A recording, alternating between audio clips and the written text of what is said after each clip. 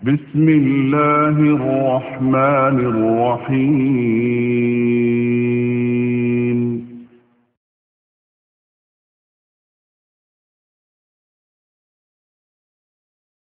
عليكم ورحمة الله وبركاته. إن الحمد لله نحمده ونستعينه ونستغفره ونعوذ بالله من شرور أنفسنا ومن سيئات أعمالنا. من يهده الله فلا مضل له ومن يضلل فلا هادي له. أشهد أن لا إله إلا الله وحده لا شريك له وأشهد أن محمدا عبده ورسوله لا نبي بعد. أما بعد، فيا أيها المسلمون، أوصيكم ونفسي بتقوى الله عز وجل، حيث قال ربنا تبارك وتعالى في القرآن الكريم: أعوذ بالله من الشيطان الرجيم. يا أيها الذين آمنوا اتقوا الله حق تقاته ولا تموتن إلا وأنتم مسلمون. وقال سبحانه: يا أيها الذين آمنوا اتقوا الله وقولوا قولا سديدا يصلح لكم أعمالكم ويغفر لكم ذنوبكم ومن يطع الله ورسوله فقد فاز فوزا عظيما. أما بعد، فإن أصدق الحديث كتاب الله، وخير الهدى هدى محمد صلى الله عليه وسلم، وشر الأمور محدثاتها، فإن كل محدثة بدعة وكل بدعة ضلالة وكل ضلالة في النار والعياذ بالله. Hamba Allah yang senantiasa meluangkan waktu mereka untuk talibul ilmi. Alhamdulillah, kita bersyukur kepada Allah Subhanahu wa taala yang mana pada kali ini kita masih diberikan kesempatan dan kesehatan sehingga kita masih bisa menduduki majlis ta'lim yang itu merupakan nilai ibadah di sisi Allah Subhanahu wa taala. Sehingga kita tidak akan bosan-bosan untuk mengingatkan bagaimana orang-orang terdahulu mereka di dalam menuntut ilmu, agar kita senantiasa bisa semangat dan tetap semangat untuk meluangkan waktu kita untuk senantiasa menuntut ilmu agama. Sebagaimana yang dikatakan oleh Imam Al-Bukhari di dalam kitabnya Sahihul Bukhari, dia membawakan sebuah hadis dari Ibnu Abbas, dari Umar bin Khattab radhiyallahu taala anhu, kunna natadawabu inda Rasulillah sallallahu alaihi wasallam ana wa jarul li minal ansar. Ibnu Umar bin Khattab radhiyallahu taala anhu mengatakan, kunna natadawabu inda Rasulillah. Kami, saya dan saudara saya dari Ansor, kami itu saling bergantian untuk hadir di majlis Rasulullah sallallahu alaihi wasallam. Anzilu yauma wa yanzilu yauma. Hari ini saya datang di majlis Rasulullah sallallahu alaihi wasallam, dia yang absen. Besoknya dia yang datang di majlis Rasulullah sallallahu alaihi wasallam, saya yang absen. Fa iza nazaltu akhbartuhu bima kana inda Rasulillah sallallahu alaihi wasallam minal wahyi. Apabila saya hadir di majlis Rasulullah sallallahu alaihi wasallam, maka akan saya sampaikan pelajaran hari itu kepada saudara saya tadi. Kemudian saudara saya tadi akan melakukan hal yang sama kepada saya. Walaupun pekerjaan sehari-hari, akan tetapi yang namanya talibul ilmi meluangkan waktu untuk senantiasa menuntut ilmu, hadir di majlis-majlis ta'lim, merupakan manhajnya salaful ummah yang mesti kita ikuti. Hamba Allah yang budiman, kemudian selawat beriringkan salam semoga tetap tercurahkan buat baginda Rasulullah sallallahu alaihi wasallam. Karena selawat kita kepada Rasulullah sallallahu alaihi wasallam merupakan ladang amalan kita. Pekerjaannya atau mengucapkannya diucapkan dengan lidah saja, akan tetapi pahalanya merupakan pahala yang sangat besar diberikan oleh Allah Subhanahu wa taala. Sehingga Allah Subhanahu wa taala mengkhususkan sebahagian atau sekelompok malaikat yang tugas mereka itu adalah mencari hamba-hamba Allah yang senantiasa berselawat kepada Rasulullah sallallahu alaihi wasallam.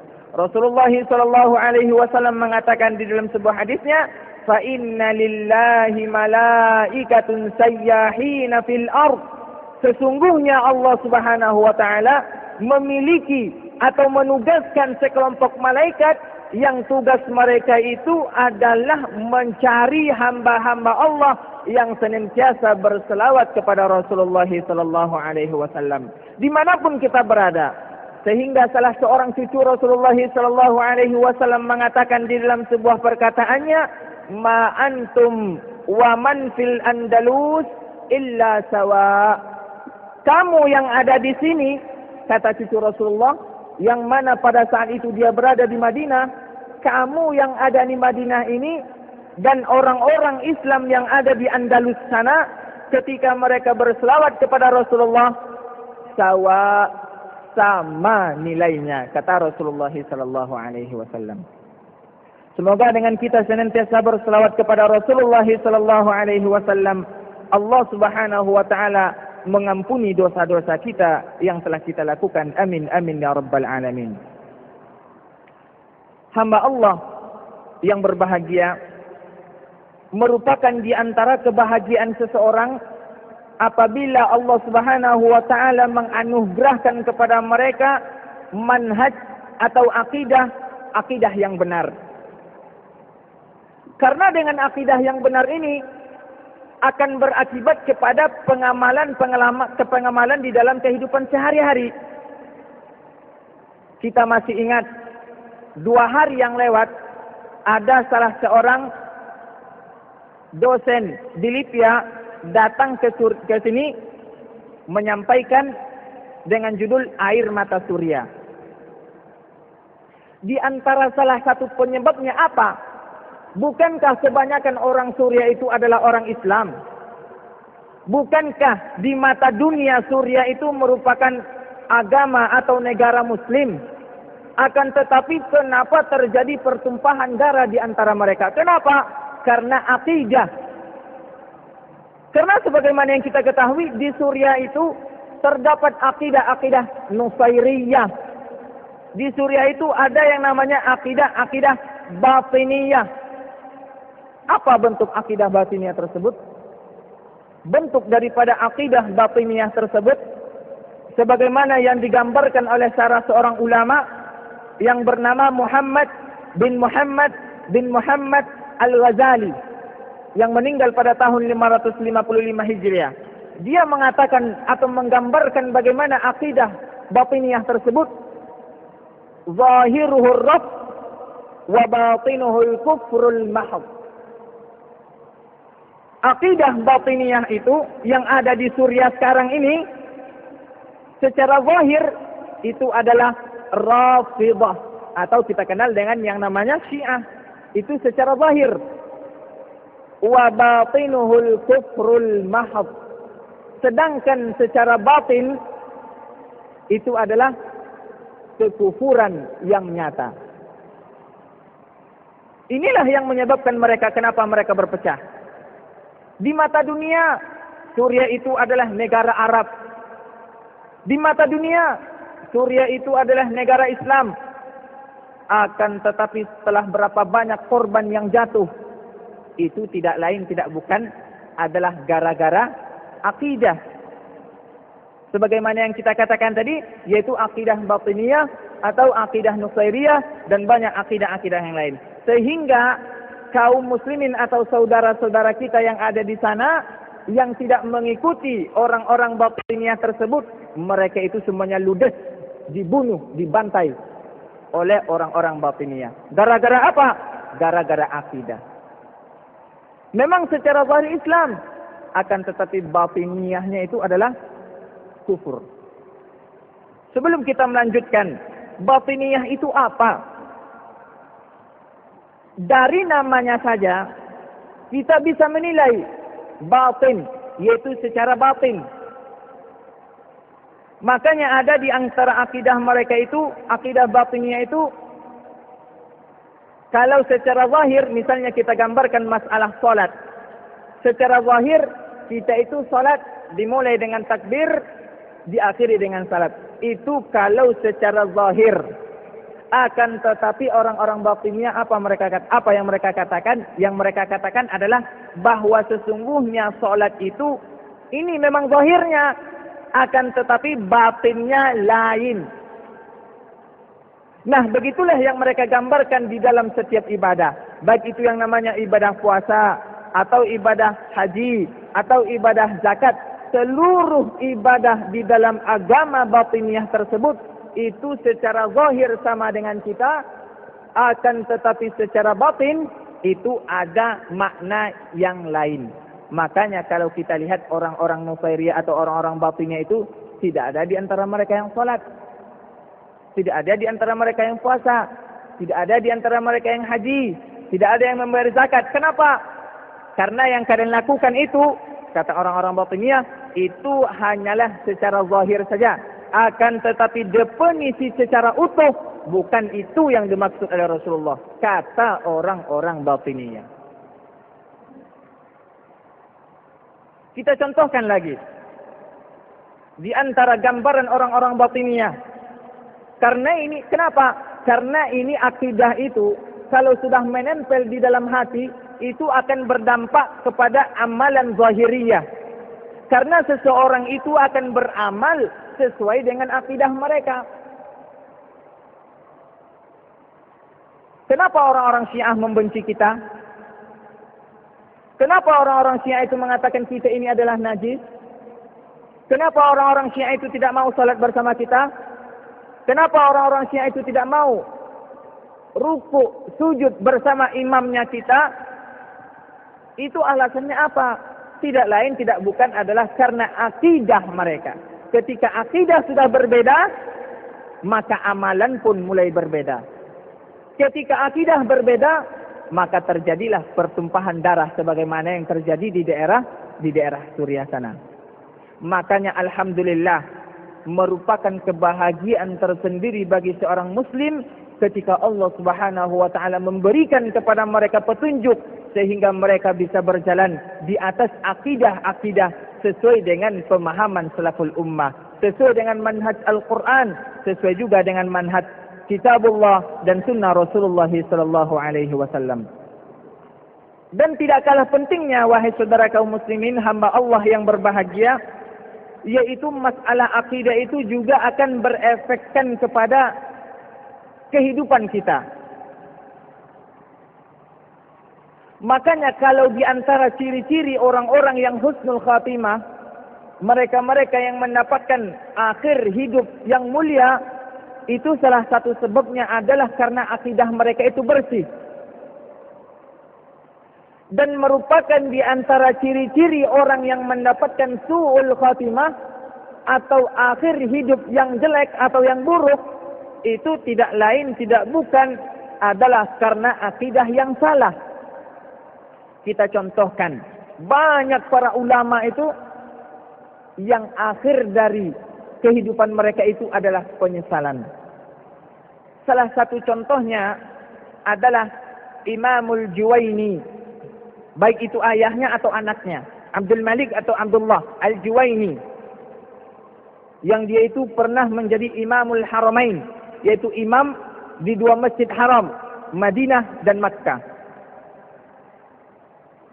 Di awal-awal menuntut ilmu, bahkan sampai di akhir hayatnya, Imam Al-Juwaini ini agak sedikit melenceng daripada akidah. Dia itu agak sedikit memutarbalikkan Al-Quran dan Sunnah. Sehingga di akhir hayatnya, keluarlah perkataan yang mesti kita ambil pelajaran. Apa perkataan Imam Al-Juwaini tersebut? Ya laitani mittu ala aqidati ajaiz Naisabur. Ya laitani amutu ala aqidati ajaiz Naisabur. Semoga saja saya bisa meninggal dalam keadaan atau di dalam akidah orang tua Naisabur. Apa maksudnya? Maksudnya adalah lebih baik saya ini meninggal dalam keadaan sebagaimana meninggalnya orang-orang yang akidah mereka itu masih murni, yaitu sebagaimana akidahnya orang-orang tua Naisabur. Karena dia itu, akidah dia itu telah banyak bercampur, sehingga dia itu mengelilingi seluruh dunia. Akan tetapi ma jama'na siwa qila wa qal, tidak adalah yang kami dapatkan dari pengumpulan akidah-akidah tersebut, kata mereka, siwa qila wa qal, kecuali dikatakan, mengatakan ini dan itu. Tidak ada dalilnya sama sekali. Sehingga mereka berkeinginan di akhir hayat mereka itu, mereka berkeinginan supaya mereka itu bisa melupakan seluruh pelajaran-pelajaran yang telah mereka ambil. Karena salah di dalam memakai akidah.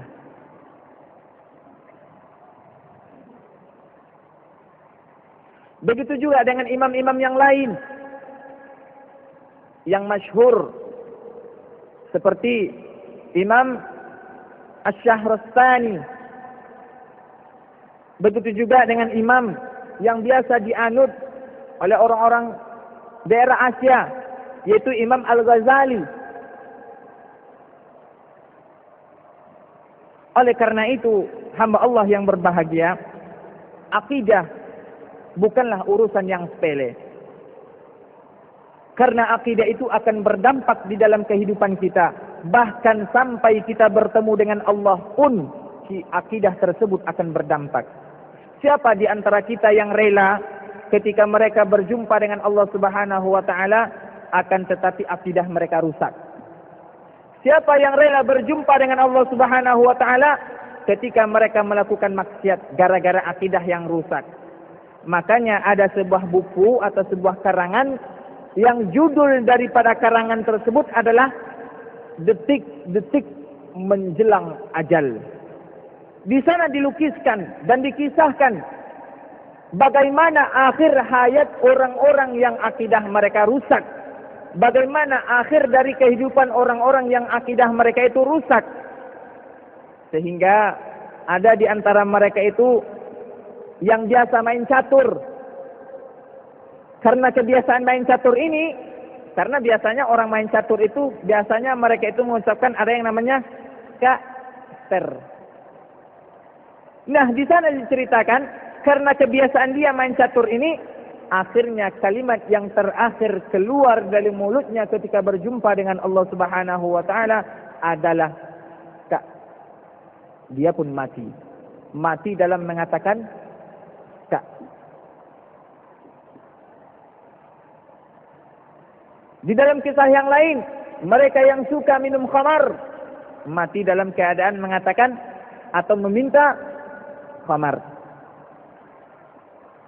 Kemudian masih banyak kisah-kisah yang lain. Makanya wahai saudara kaum muslimin, hamba Allah, ikhwan, akhwat, rahimani rahimakumullah. Alhamdulillah. Alhamdulillah kita ucapkan kepada Allah Subhanahu wa taala ketika Allah Subhanahu wa taala memberikan kepada kita akidah yang benar. Karena dengan akidah yang benar tersebutlah kita bertemu dengan Allah Subhanahu wa taala dalam keadaan selamat. Hamba Allah yang budiman, Al-Quran sebagai pedoman hidup kita. Di dalam seluruh Al-Quran tersebut, isinya tidak lain tidak bukan adalah masalah akidah. Sebagaimana yang digambarkan oleh salah seorang imam yang namanya Ibnul Qayyim rahimahullah, yang meninggal pada tahun 752 Hijriah, dia itu mengatakan seluruh ayat Al-Quran tersebut isinya adalah akidah, mulai dari awal sampai akhirnya.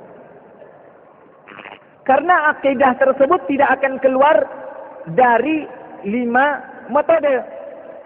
Yang pertama, ada yang namanya akidah berkaitan dengan kekuasaan Allah Subhanahu wa taala. Di dalam Al-Quran seluruhnya bercerita masalah kekuasaan Allah Subhanahu wa taala. Atau akidah itu tidak akan terlepas dari yang namanya ubudiyah kita kepada Allah Subhanahu wa taala. Di dalam Al-Qur'an itu diperintahkan bahwa Allah itulah satu-satunya Rabb yang mesti kita sembah dan kita ibadati. Kemudian di dalam Al-Qur'an itu diceritakan masalah nama dan sifat-sifat Allah Subhanahu wa taala. Di seluruh Al-Qur'an ini, di akhir-akhir ayat itu seluruhnya adalah nama dan sifat-sifat Allah Subhanahu wa taala. Kemudian di dalam Al-Qur'an itu diceritakan bagaimana mereka-mereka itu yang berakidah yang benar kemudian dibalasi dengan nikmat atau dibalasi dengan surga. Seluruh Al-Quran berbicara masalah kenikmatan bagi mereka-mereka yang berakidah benar. Kemudian kategori yang kelima, yaitu di dalam Al-Quran tersebut ada ancaman-ancaman bagi mereka-mereka yang tidak mau berakidah, yaitu ancaman api neraka. Di dalam Al-Quran tersebut penuh dengan ancaman api neraka bagi mereka-mereka yang tidak mau berakidah.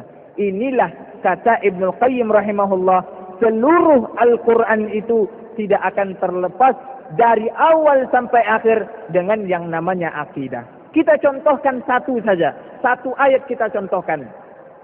Allah Subhanahu wa taala mengatakan di dalam surah Al-Fatihah, Alhamdulillahi Rabbil Alamin. Dalam satu ayat ini kita lihat Alhamdu, yaitu seluruh pujian itu merupakan amalan kita. Ini adalah akidah uluhiyah. Lillah, yaitu hanyalah untuk Allah Subhanahu wa taala. Ini di sana ada tauhid uluhiyah dan ada juga tauhid asma wa sifat, karena Allah itu merupakan salah satu nama Allah Subhanahu wa taala. Rabbil alamin, Rabb semesta alam. Di dalam Rabbul Alamin itu merupakan tauhidnya rububiyah, yaitu kekuasaan Allah Subhanahu wa taala. Itu baru satu ayat saja. Bagaimana dengan ayat-ayat selanjutnya? Makanya benarlah kata Ibnu Qayyim tersebut bahwa sesungguhnya seluruh Al-Qur'an itu tidak akan terlepas dari yang namanya akidah. Hamba Allah yang berbahagia, kalau kita lihat sejarah akidah tersebut, Ibnu Abbas, Bahrul Ummah, atau orang yang pernah didoakan oleh Rasulullah sallallahu alaihi wasallam, mengatakan di dalam perkataannya yang masyhur, sejak Allah Subhanahu wa taala menciptakan Nabi Adam alaihi salam sampai 10 kurun atau sampai 10 abad semenjak Adam itu diciptakan, manusia itu berada di dalam akidah atau berada di dalam tauhid. 10 kurun lamanya atau 10 abad lamanya. Kemudian abad ke-11 baru orang itu mulai memencar masalah akidah. Dulu akidah itu tidak ada bagi-baginya. Tidak pernah dibagi oleh ulama itu. Ada yang namanya akidah rububiyah, ada yang namanya akidah uluhiyah, ada yang namanya akidah asma wa sifat. Tidak ada bagi yang semacam ini. Akidah itu satu. Akidah itu apa? Ibadatullah, yaitu menyembah Allah Subhanahu wa taala. Itu adalah akidah. Akan tetapi karena terjadi penyelewengan setelah zaman atau di zaman Nabi Nuh alaihi salam, baru akidah tersebut dibagi. Tujuan pembagian akidah tersebut tidak lain tidak bukan adalah untuk mengembalikan manusia kepada menyembah Allah Subhanahu wa taala. Kembali dalam satu poin saja, yaitu ibadatullah, menyembah Allah Subhanahu wa taala. Itu kita misalkan yaitu di dalam ilmu bahasa misalnya. Ada pelajaran bahasa Arab, ada pelajaran nahwu, ada pelajaran shorof. Di zaman Rasulullah itu tidak ada pelajaran nahwu atau shorofnya. Akan tetapi pelajaran nahwu shorof ini kapan adanya? Yaitu setelah zaman Ali. Ketika orang Ajami atau di luar Arab banyak masuk Islam, dibikinlah kaidah. Apa tujuan dibikin kaidah tersebut? Untuk mengembalikan bahasa Arab itu seperti sedia kalanya. Begitu juga dengan akidah. Di awal-awal tidak ada yang namanya akidah itu ada baginya. Akan tetapi ketika ada penyelewengan, baru akidah itu dibagi. Hamba Allah rahimani rahimakumullah. Kemudian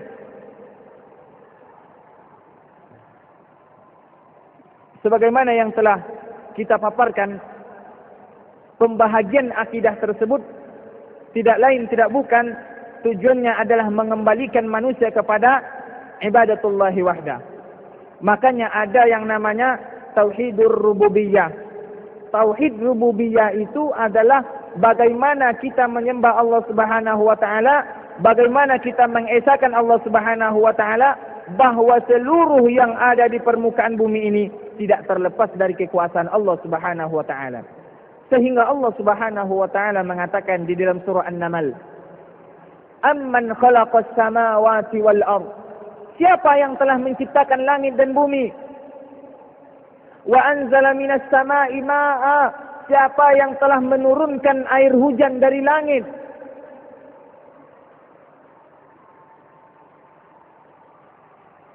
Kemudian juga Allah Subhanahu wa taala melanjutkan di dalam firman setelah itu, "Amman ja'alal arda qarara." Siapa yang telah menjadikan bumi ini tempat kediaman kalian? "Wa ja'ala khilalaha anhara." Siapa yang telah menjadikan sungai-sungai di dalam bumi tersebut? "Wa ja'ala laha rawasi." Siapa yang telah menjadikan gunung-gunung itu sebagai pasar atau sebagai pengukuh? Kemudian Allah Subhanahu wa taala mengatakan di dalam ayat tersebut, "A ilahum ma'allah." Apakah ada ilah yang berhak disembah selain Allah Subhanahu wa taala? Bukankah Dia yang telah menciptakan langit? Bukankah Dia yang telah menciptakan bumi? Bukankah Dia yang telah menumbuhkan tanaman? Bukankah Dia yang telah menurunkan hujan? Bukankah Dia yang telah menjadikan air sungai? A ilahum ma'allah. Apakah ada ilah selain Allah? Balhum qaumun ya'dilun. Akan tetapi kebanyakan manusia itu, apa kata Allah? Mereka itu banyak menyelewengnya. Di ayat setelahnya, bal aktsaruhum la ya'lamun. Akan tetapi kebanyakan mereka itu tidak tahu. Kemudian Allah melanjutkan, amman yujibul muttarra idza da'ah. Siapa yang akan menjawab seruan kalian? Siapa yang akan menjawab seruan kita ketika kita berdoa kepada Allah Subhanahu wa taala di dalam kesulitan? Siapa yang mengabulkan doa kita? Wa yakshifus su'. Siapa yang akan menyelesaikan permasalahan kita? Wa yaj'alukum khulafa'al ardh. Siapa yang telah menjadikan kalian itu pemimpin di atas bumi ini? Jawabannya adalah Allah Subhanahu wa taala. Kemudian Allah mengatakan, a ilahum ma'allah. Ketika Allah yang telah menjawab panggilan kalian, ketika Allah yang telah menyelesaikan urusan kalian, apakah kalian akan beribadah ke kuburan? Apakah kalian beribadah kepada wali? Apakah kalian akan meminta kepada selain Allah? Apakah kalian bertawakal kepada fulan dan fulana? Ini merupakan tauhidnya rububiyah. Tauhid rububiyah itu adalah bagaimana Allah Subhanahu wa taala mengatur alam semesta ini. Kemudian ketika Allah yang mengatur alam semesta, ketika Allah Subhanahu wa taala yang menciptakan kita, ketika kita butuh kepada Allah Subhanahu wa taala, baru Allah mengatakan, kalau saya ini adalah orang yang kalian butuhkan, apa alasan kalian itu untuk tidak beribadah kepada saya? Apa alasan kalian itu untuk menyelewengkan ibadah? Apa alasan kalian itu untuk tidak ikhlas beribadah kepadaku, kata Allah Subhanahu wa taala.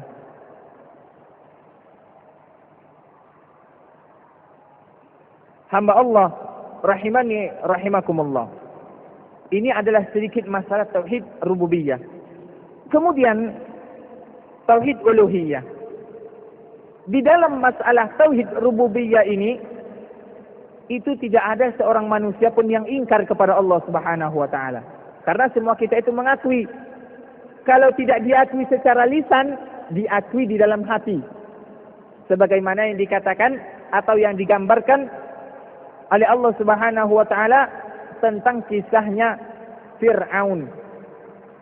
Karena Fir'aun itu secara zahir atau secara lisan dia itu tidak mengakui Allah Subhanahu wa taala. Akan tetapi di batinnya, di hatinya tidak bisa dia ingkari. Sehingga Allah Subhanahu wa taala mengatakan, "Wajahadu biha wastaiqanatha." Secara zahir kata Allah, Fir'aun itu ingkar secara zahir saja. Akan tetapi secara batin, wastaiqanatha, dia itu betul-betul yakin kepada Allah Subhanahu wa taala.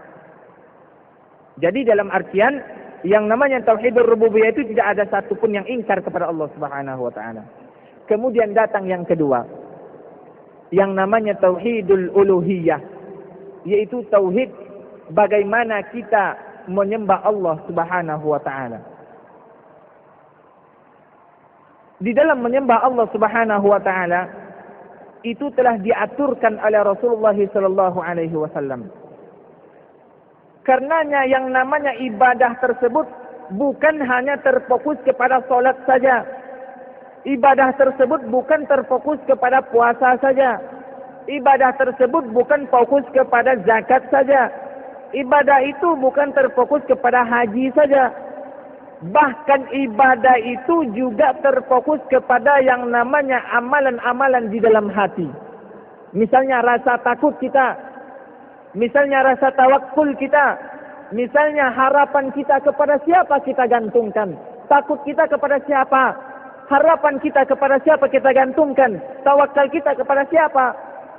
Jadi dengan kata lain, ibadah itu atau tauhid uluhiyah tersebut itu mencakup seluruh aspek yang namanya ibadah di dalam kehidupan, bahkan ibadah hati pun juga termasuk di dalam masalah tauhid uluhiyah.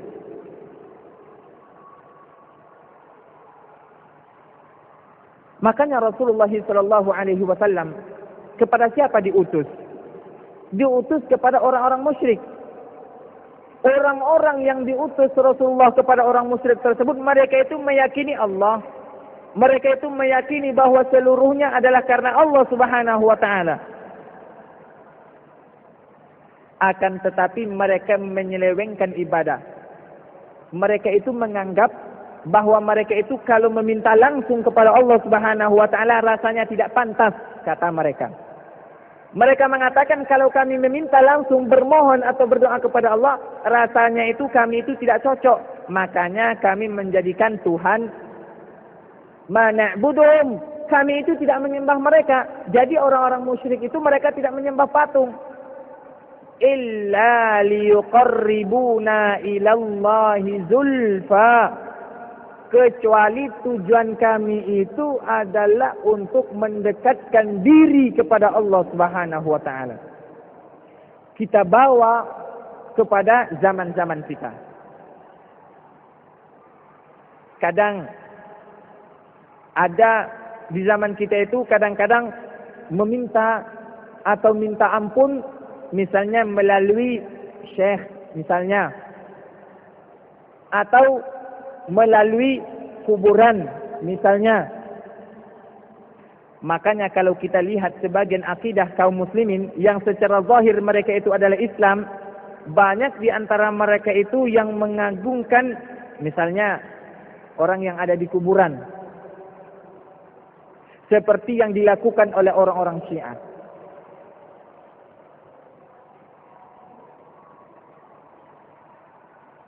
Di antara manhaj atau akidah orang-orang Syiah tersebut, mereka itu ibadah mereka itu tidak sah atau tidak afdal atau kurang sempurna sebelum mereka datang ke kuburan Husain.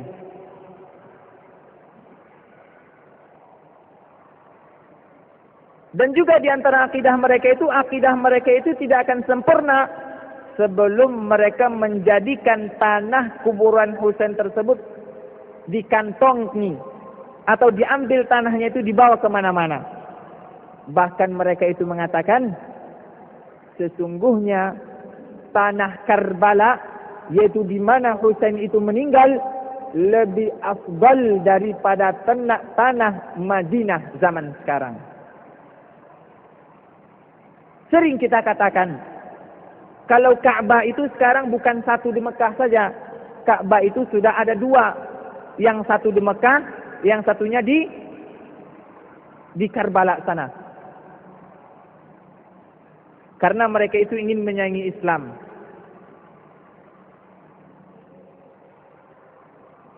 Rasulullah SAW mengatakan di dalam hadisnya bahwa sesungguhnya tanah Madinah ini barokah, kata Rasulullah. Mereka pun mengatakan sesungguhnya tanah Karbala ini barokah. Sehingga kalau ada orang yang sujud memakai sebuah batu atau ditempelkan di sejadah mereka itu sebuah petak, bisa kita tanyakan apa alasan mereka meletakkan seperti itu. Tidak lain tidak bukan adalah karena anggapan mereka atau akidah mereka bahwa sesungguhnya tanah Karbala itu lebih mulia daripada tanah Mekah dan Madinah. Nah, ini merupakan penyelewengan kepada Allah Subhanahu wa taala dalam masalah ibadah. Mereka itu tidak langsung beribadah kepada Allah, akan tetapi mereka itu pergi ke kuburan Husain. Kalau di sebahagian daerah banyak lagi, banyak syekh-syekh atau wali-wali yang dijadikan tempat kuburan. Ingat wahai saudara kaum muslimin yang berbahagia, sesungguhnya ibadah tersebut, orang yang meninggal itu membutuhkan ibadah dari kita. Orang yang meninggal itu membutuhkan doa dari kita. Orang yang meninggal itu ketika kita mengunjungi atau menjenguk perkuburan mereka itu, yang pertama kali kita ucapkan adalah Assalamualaikum ya ahlad diyar minal mu'minina wal muslimin wa nahnu insyaallah bikum lahikun. Semoga keselamatan diberikan oleh Allah kepada kalian semua. Mereka itu butuh ibadah kita. Mereka itu butuh doa kita, bukan kita yang meminta kepada mereka. Karena apa yang dikatakan oleh Ali bin Abi Thalib radhiyallahu taala anhu, al-yawm amalun bila hisab wa gadan hisabun bila amal. Sekarang kata Ali, itu adalah amalan tanpa ada hisab. Maksudnya di dunia. Wa gadan hisabun bila amal. Dan besok itu adalah hisab tanpa ada amal satupun.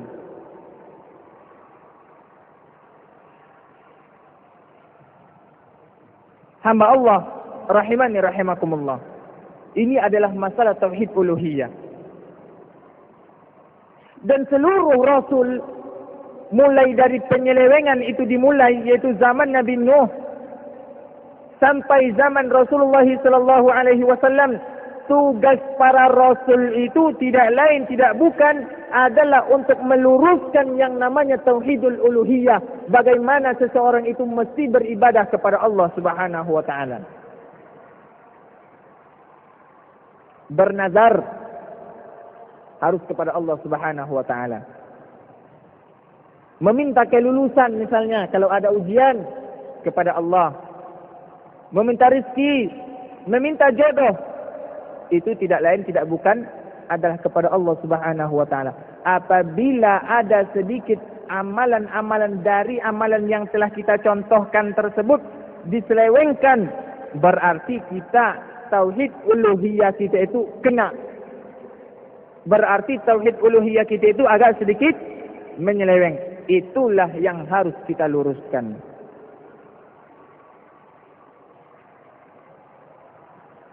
Hamba Allah, ikhwani, akhwati, rahimani rahimakumullah.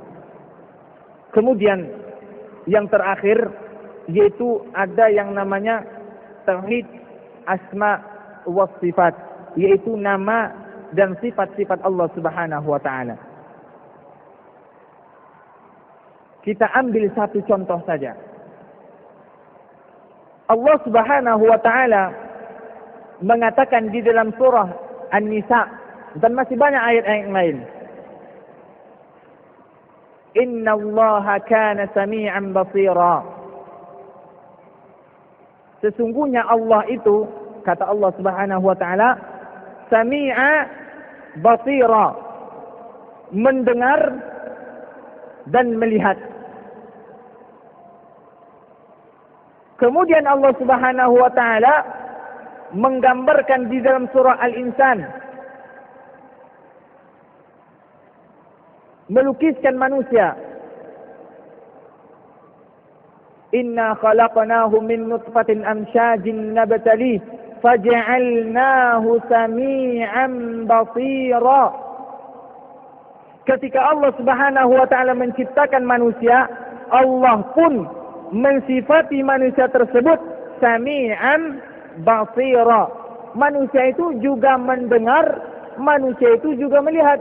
Dalam ayat yang tadi Allah mengatakan bahwa diriku, kata Allah, mendengar dan melihat.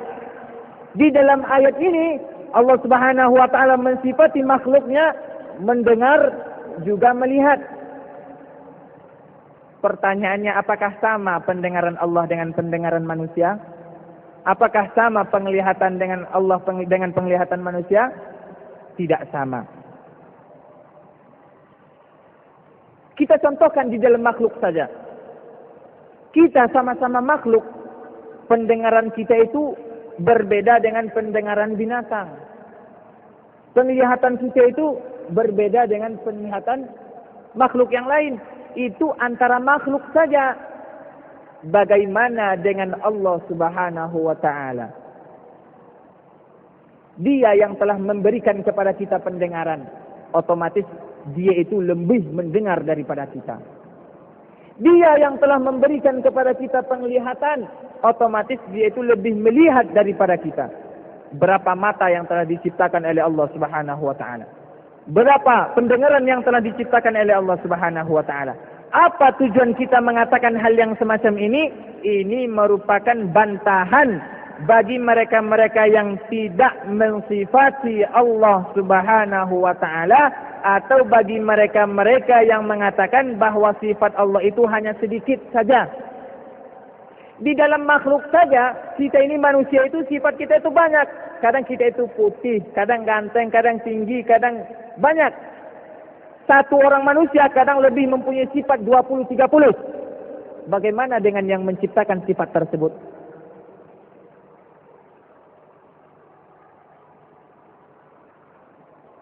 Hamba Allah rahimani rahimakumullah. Mungkin pada kesempatan kali ini kita cukupkan dulu, karena waktu juga yang telah memisahkan kita. Kita bermohon kepada Allah Subhanahu wa taala agar senantiasa memberikan kepada akidah yang lurus, akidah yang akan membawa kita kepada keibadatan kepada Allah Subhanahu wa taala, akidah yang akan menyelamatkan kita dari api neraka, akidah yang akan menghantarkan kita kepada keridaan Allah Subhanahu wa taala. Subhanakallahumma wa bihamdika asyhadu an la ilaha illa anta astaghfiruka wa atubu ilaik. Assalamualaikum warahmatullahi wabarakatuh.